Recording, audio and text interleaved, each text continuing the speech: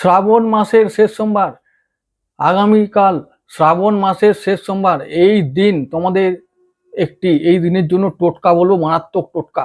তো ফলো করো, ফলো করো করো, দেখবে উপকার তো হবেই। কি করতে হবে? সকাল সকাল স্নান করে শুদ্ধ বস্ত্র পরিধান করে চলো এবার গঙ্গা জল নিয়ে একদম। এবং তার সঙ্গে যদি সম্ভব হয় তো বেল পাতার রস তোমরা যদি ঘটিতে, তামার ঘটিতে তোমরা নিতে পারো, সংগ্রহ করতে পারো।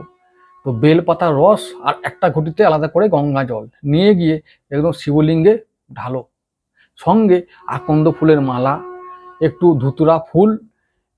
ধুতুরা ফুলের কাঁটা, কলকে ফুল, এইগুলো নিয়ে যাও। দিয়ে সমস্ত কিছু একটি একটি আলাদা আলাদা করে শিবের লিঙ্গে ঢালো, অর্পণ করো, প্রার্থনা করো, পুজো পাঠ করো, স্তোত্র পাঠ করো। তারপরে হচ্ছে যে তোমরা ওইখানে মন্দিরে বসে ধ্যান